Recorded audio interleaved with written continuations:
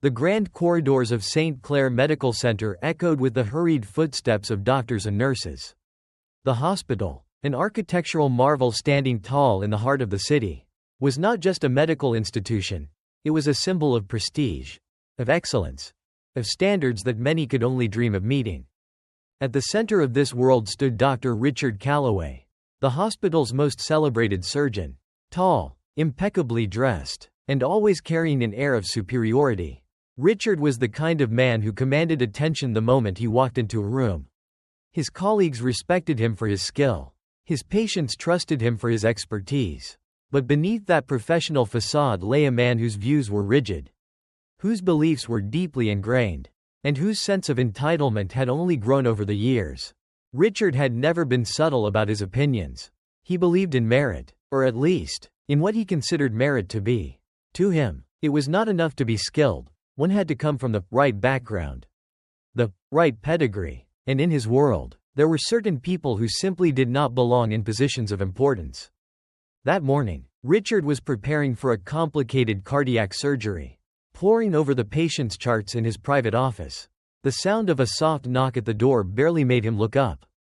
"Come in," he said briskly. The door opened, and a young nurse stepped inside. She was tall, poised, with deep brown skin and sharp, intelligent eyes. Her ID badge read, Amara Carter, RN. "Good morning, Dr. Calloway," she said politely, holding a clipboard. "I'll be assisting in the OR today." Richard's eyes flicked up from his notes. He frowned. "You're new," he stated flatly. "Yes, sir. I was recently transferred to the surgical department," Amara replied. His gaze lingered on her for a beat too long. "Interesting," he muttered, his tone unreadable. "Well, let's hope you're competent." Amara was used to skeptical looks. Being a black woman in a high-pressure medical environment meant constantly proving oneself. She had spent years working harder than most of her peers just to be taken seriously. But something in Richard's tone unsettled her. "Yes, sir," she said firmly. "I am." Richard didn't respond. He simply returned to his notes as if she no longer existed. Outside the office, Amara exhaled slowly. It was not the first time she had encountered this kind of treatment, but something told her that working under Dr. Calloway was going to be different. The operating room was a space of precision, of calculated movements and unwavering focus. Every member of the surgical team had a role, and every role was critical. As the patient was prepped for surgery, Amara took her place near the instrument table. She had spent years perfecting her work as a scrub nurse, anticipating every move the surgeon would make before he even asked for it. Richard entered the room, adjusting his gloves. His eyes swept over the team, landing on Amara for just a second before he turned away. "Let's begin," he ordered. The procedure was complex, requiring delicate movements and split-second decisions. The room was tense with concentration as Richard made his first incision. "Scalpel," he demanded. Amara was already extending it toward him. "Clamp." She had it ready. The first hour passed without issue. But then, as Richard navigated a particularly tricky section of the heart, he snapped. "Forceps." Amara quickly picked up the forceps from the tray. But as she passed them to him, his hand hesitated. "This isn't the right one," he said coldly. Amara blinked. I'm sorry. I thought." "You thought?" His voice was razor sharp. "I don't need you to think. Nurse Carter. I need you to do your job." The room went silent. Every pair of eyes in the OR flicked toward them. Amara felt her stomach tighten. But she kept her voice even. "I'll get the correct one. Doctor. See that you do," he muttered, taking the right tool from another nurse. For the remainder of the procedure, Richard didn't speak to her again. He didn't need to. His dismissive glances, the condescending way he ignored her, the way the other nurses stole pitying glances at her, it was enough to make her feel like she had failed. Even when she hadn't. When the surgery was finally over and the patient was wheeled out, Amara busied herself with cleaning up, her hands trembling slightly. Richard, removing his gloves, turned to her one last time. "Maybe this department isn't the right fit for you," he said smoothly. Amara looked at him, her jaw tightening. "I belong here just as much as anyone else." Richard only smirked before walking out, leaving her standing alone in the cold, sterile room. The gossip spread quickly. By the next morning, the entire surgical ward had heard about the incident in the OR. Some sided with Richard, calling him a perfectionist who had no tolerance for incompetence. Others whispered that it wasn't about a simple mistake, that Dr. Calloway had never treated any of the other new nurses this way. Amara did her best to ignore the murmurs. She had dealt with worse. But inside, she was fuming. That afternoon, she found herself in the break room, standing by the coffee machine. She was stirring her cup absent-mindedly when Dr. David Simmons, one of the newer attending surgeons, stepped inside. "You okay?" he asked, leaning against the counter. "I'm fine," she said curtly. David didn't believe her. "I heard about what happened."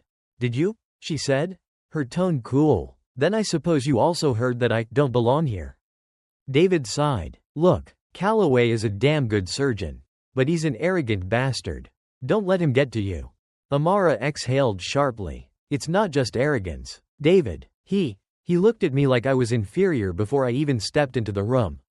David hesitated, then nodded. "Yeah, I see it too." For a moment, neither of them spoke. The coffee machine hummed in the silence. Finally, David said, "If he tries anything again, you should report it." Amara gave a short laugh. "Report Dr. Richard Calloway? And to whom, exactly? The administration that worships him?" David frowned. "Still, you shouldn't have to put up with this." Amara didn't respond, because deep down, she knew that this was only the beginning.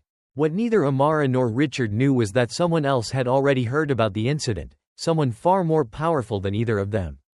Dr. William Carter, the hospital's esteemed director, sat in his office, staring at the report on his desk. His jaw was tight, his fingers pressing together in deep thought.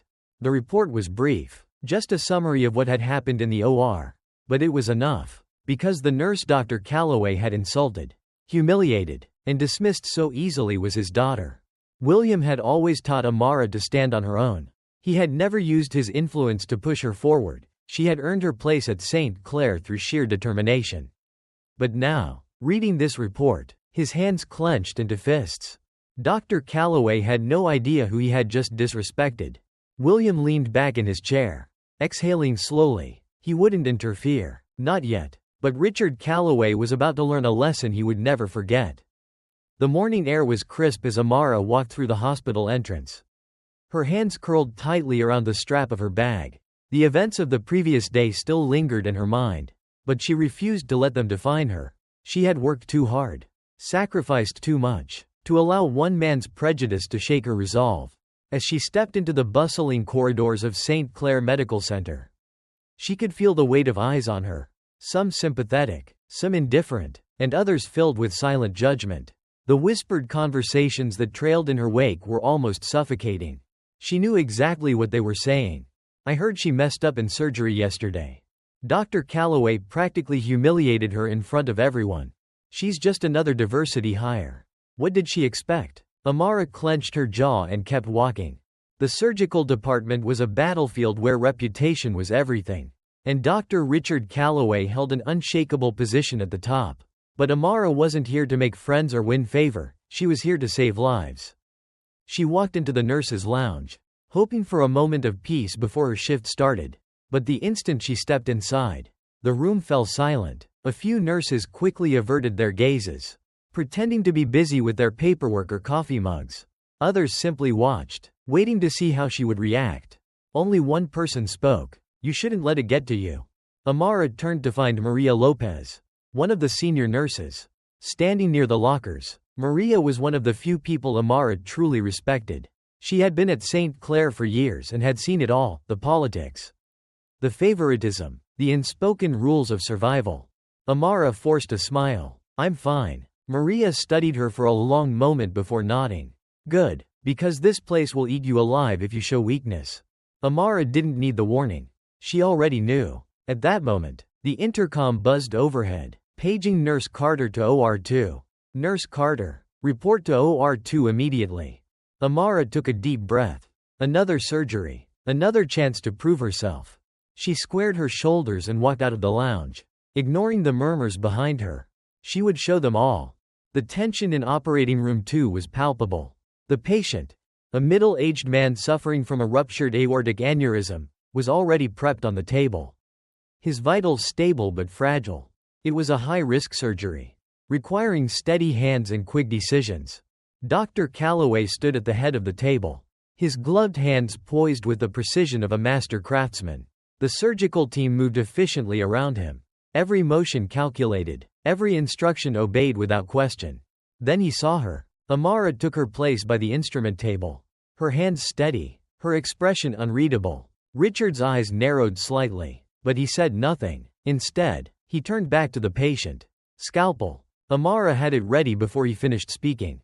Clamp. She anticipated the next move and passed it smoothly. For the next hour, she executed her role flawlessly, responding with precision and speed. If Richard was searching for another mistake, he wouldn't find one. But then, it happened. Forceps, Richard ordered, extending his hand. Amara reached for them, but before she could pass them, another nurse, Megan Owens, grabbed the same instrument and handed it to him first. Richard took it without looking, but his voice dripped with sarcasm.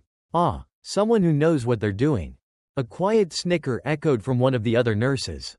Amara felt a sharp sting in her chest, but she didn't let it show. Instead, she kept her face neutral, her movements professional. The surgery continued without another word exchanged between them, but the message had been received loud and clear. Richard Calloway didn't just dislike her. He wanted her gone. Dr. William Carter sat behind his massive oak desk, staring at the latest reports from the surgical department. His fingers tapped against the polished surface, his mind replaying the events he had learned about. It was happening just as he had feared. Richard Calloway had singled Amara out, undermining her, humiliating her, and while she was strong, stronger than most, this wasn't just about one insult or one surgery. This was about a system that had allowed men like Richard to believe they were untouchable. William leaned back in his chair, exhaling slowly. He had spent decades building this hospital into one of the best in the country. But what good was prestige if it came at the expense of integrity? A knock at the door pulled him from his thoughts. Come in. The door opened, and David Simmons stepped inside. William raised an eyebrow. Dr. Simmons, what can I do for you? David hesitated for only a moment before speaking. Sir, I wanted to talk to you about what's happening with Amara.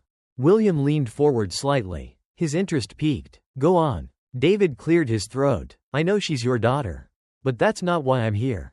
I'm here because she's a damn good nurse. And Calloway is treating her like garbage.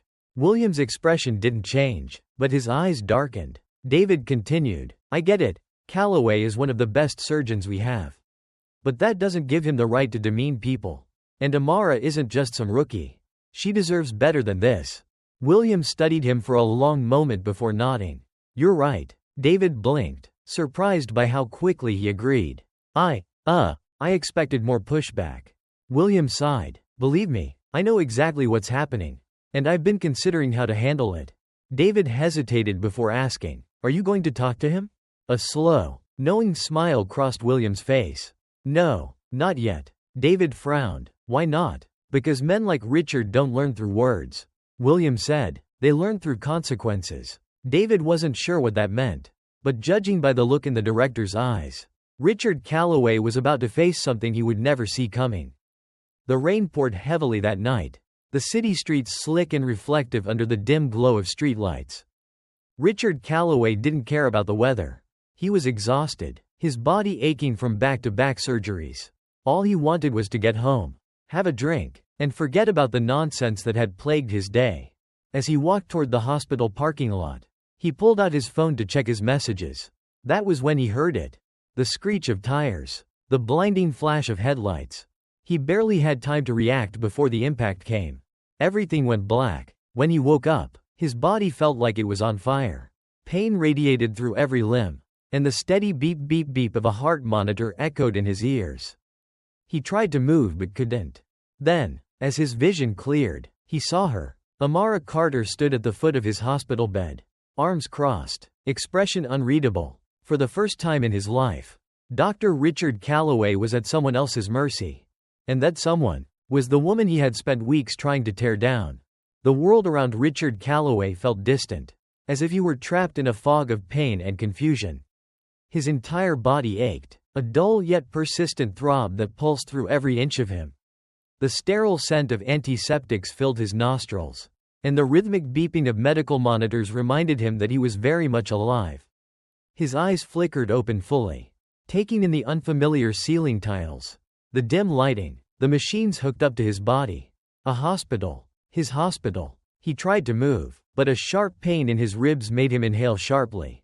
His right leg was in a cast, his left arm in a sling. His chest felt like someone had taken a sledgehammer to it. What the hell happened? Then, he saw her. Amara Carter stood at the foot of his bed, arms crossed over her chest, her face unreadable. For a moment, neither of them spoke. The memory came rushing back, the blinding headlights, the screeching tires, the impact. He had been hit, and now, she was standing over him. His throat felt raw as he croaked out. What happened? Amara didn't move. You were in an accident. A car hit you outside the hospital. Richard swallowed, his mind still sluggish. How bad? She tilted her head slightly, her expression neutral. Broken ribs, a fractured femur, dislocated shoulder, a few minor internal injuries. But you were lucky. The surgery went well. Surgery. His eyes narrowed slightly. Who operated? For the first time, Amara's lips curved into something resembling a smirk. Dr. Simmons. Richard tensed. David Simmons. That damn upstart. Figures, he muttered under his breath, shifting slightly against the stiff hospital bed. Amara took a step forward. I was in the OR, too, she said, her voice calm, measured. I helped save your life. His gaze snapped to hers. The silence stretched between them, thick with something neither of them could name. She had saved him. The very woman he had humiliated, insulted, dismissed as unworthy, had helped put him back together. His pride refused to let him acknowledge it. Instead, he looked away, focusing on the IV drip in his arm. Ironic, he muttered. Amara exhaled, shaking her head. Not ironic, just medicine. She turned on her heel, walking toward the door. Before she stepped out, she paused. You should rest, Dr. Calloway. You're going to be here for a while. Then she was gone, leaving him alone with his thoughts. For the first time in a long time, Richard Calloway felt something unfamiliar. Powerless. The days in the hospital passed slowly, painfully. Richard was used to being the one standing over a patient, issuing orders, dictating the course of treatment. Now, he was the patient, confined to a bed, forced to rely on others. He hated it. His body ached constantly. His leg throbbed. His ribs protested with every breath. And his dislocated shoulder made even the simplest movements unbearable. But worst of all was the humiliation. The hospital staff treated him professionally. But he could feel it. The shift in how they looked at him. He was no longer the untouchable Dr. Calloway.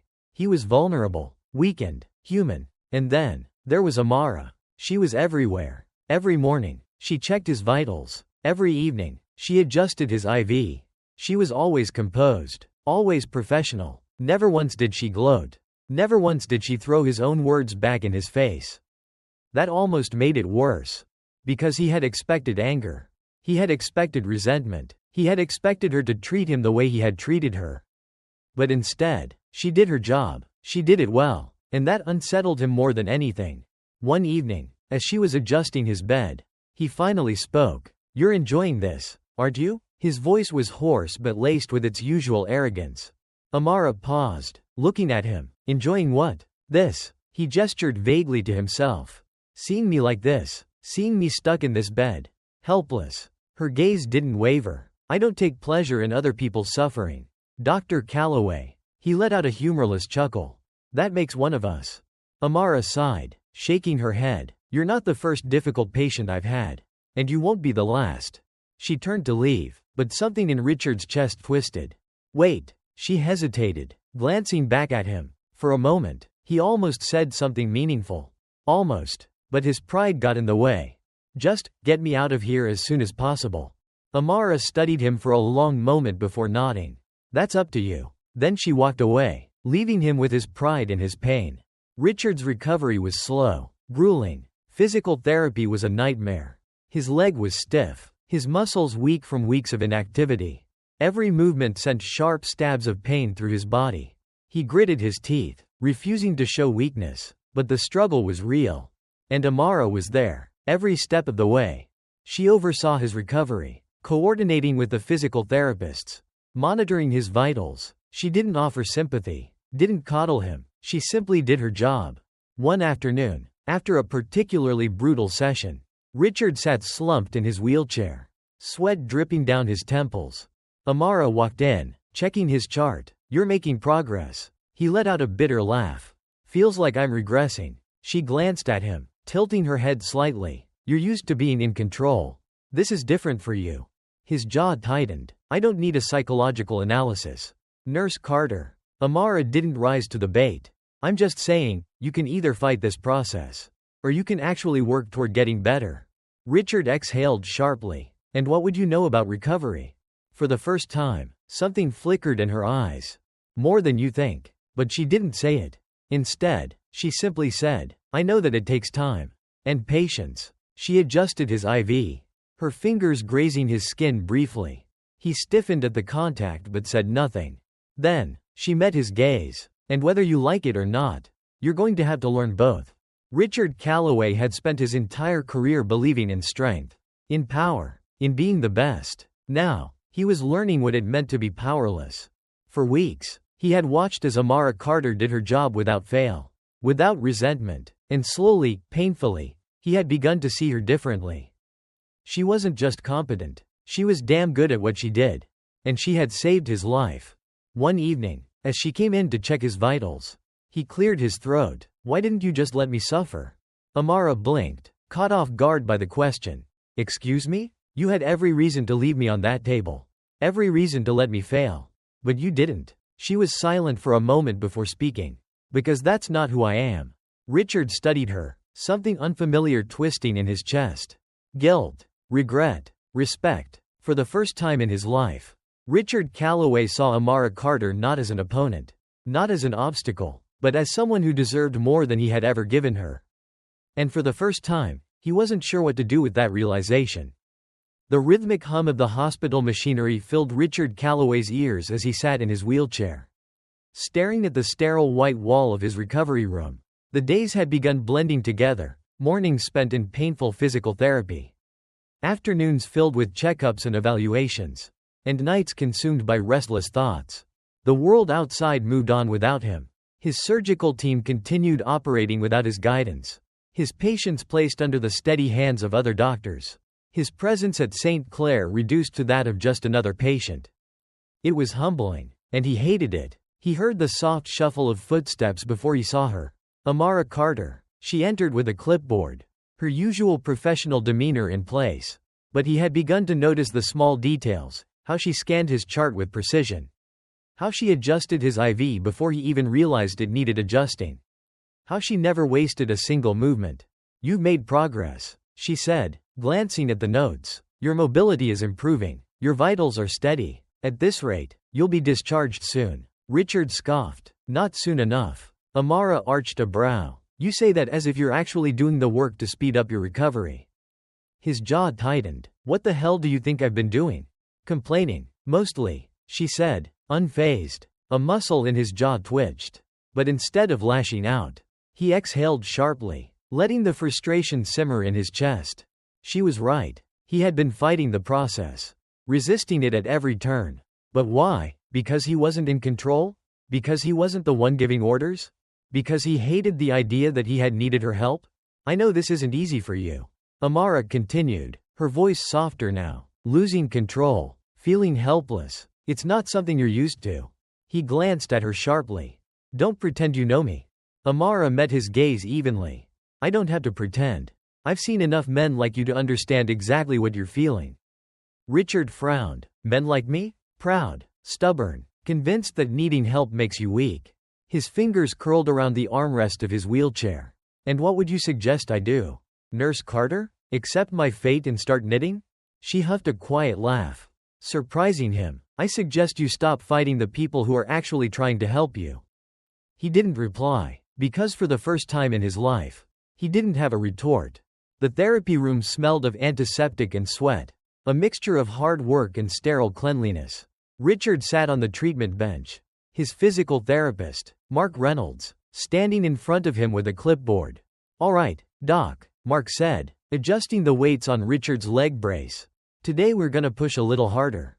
Time to ditch the wheelchair and see how you handle the crutches. Richard gritted his teeth, already dreading the session. His broken femur had healed, but his muscles were weak, his balance shaky. He reached for the crutches, his fingers tightening around the handles. When he tried to stand, pain shot up his leg, and for a brief second, his vision blurred. Easy, Mark said, steadying him. Use your core, not just your arms. Richard exhaled sharply, adjusting his stance. He took one cautious step, then another. His entire body trembled with the effort. Good, Mark said, nodding approvingly. Now, one more. Richard's leg buckled, his body tipped forward. Before he could hit the ground, someone caught him. His arm was grabbed firmly, stabilizing him before he could fall. He didn't have to look up to know who it was. Amara, you're all right, she said, her voice steady. Take a breath. His pride burned hotter than the pain in his leg. He wanted to shake her off, to insist he could do it himself. But he didn't. For the first time, he let her help him. And that, more than anything, scared him. The rain pounded against the windows of the hospital as Richard sat in the common area, his crutches leaning against the chair beside him. His body ached, but not nearly as much as his pride. He stared at the cup of coffee in his hands, watching the steam curl into the air. Mind if I sit? He looked up to see Amara standing there, holding her own coffee. He exhaled. It's a free country. She smirked, taking the seat across from him. Silence stretched between them, neither quite sure what to say. Finally, Richard cleared his throat. You were right. You know. Amara arched a brow. I usually am. About what, specifically? He let out a humorless chuckle. About me. About not wanting to accept help. She didn't gloat, didn't smirk. She just nodded. It's not easy for anyone. Richard studied her, really studied her. How do you do it? Do what? Stay so composed. After everything. Her fingers tightened slightly around her cup. Because I've had to. Because if I let every condescending remark, every dismissive glance, every moment of unfairness get to me, I wouldn't have made it this far. Richard swallowed, guilt twisting inside him. He hesitated. I never really thought about what it was like for you. She tilted her head slightly. And now? He exhaled. Now, I think I was an arrogant bastard. A small smile tugged at the corner of her lips. No argument there. For the first time since his accident, Richard Calloway laughed. And for the first time, he realized he actually enjoyed talking to her. The day of his discharge arrived sooner than expected. The hospital corridors, once familiar and welcoming, now felt strange. He had spent years walking through these halls as a surgeon, a leader, a man at the top of his game. Now, he was leaving as something else entirely. A man who had been broken and forced to rebuild. He sat in the wheelchair as Amara went over his discharge instructions. You'll need to continue physical therapy 3 times a week, she said, glancing at the paperwork. No strenuous activity, no sudden movements, and definitely no attempts at being a stubborn idiot. He smirked. Is that in the official notes? Just a personal recommendation, she said, closing the folder. He looked up at her, hesitation flickering in his expression. Amara, she paused, waiting. Thank you, he said, the words foreign on his tongue but sincere. For everything. She studied him for a long moment before nodding. You're welcome, Dr. Calloway. He exhaled, gripping the armrests of the wheelchair. Richard. Her lips curved into the smallest of smiles. Take care, Richard. And with that, she walked away. As he was wheeled toward the exit, he found himself wondering something strange. Would he ever see her again? The city lights blurred into streaks of gold and white as Richard sat in the backseat of his car, his driver navigating the familiar streets toward home. He had spent months in the hospital, first as a patient in recovery, then as an observer in his own domain, watching others take his place in the OR. Now, finally discharged, he should have felt relieved. But instead, an unsettling emptiness gnawed at him. His apartment felt cold when he stepped inside. He had lived alone for years. Yet for the first time, the silence pressed against him like a weight. No nurses checking in, no physical therapists pushing him past his limits. No steady presence of Amara Carter making sure he didn't overestimate his progress. He shook his head, dismissing the thought. His body still ached, but it was his pride that had suffered the most damage.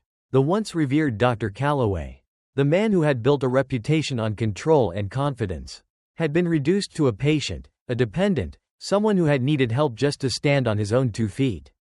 He poured himself a drink, swirling the amber liquid in his glass. He should have been thinking about his return to work, about regaining his place in the hospital, about proving that he was still Dr. Calloway, the best surgeon St. Clair had ever known. Instead, he was thinking about her, Amara Carter, the woman he had belittled, the woman he had tried to push out, the woman who had saved him, both in the OR and in ways he was only beginning to understand. He took a slow sip of his drink and exhaled. For the first time in his life, Richard Calloway had to ask himself a question he had never considered before. What if I was wrong? The next morning, Richard arrived at St. Clair earlier than necessary. He wasn't scheduled to return to surgical duty yet. His physical therapy was ongoing. And hospital policy dictated a full medical evaluation before reinstatement. But that wasn't why he was here. He walked through the halls, his cane tapping against the polished floors, acknowledging colleagues with stiff nods. Some greeted him warmly, others cautiously. The mighty Dr. Calloway had fallen.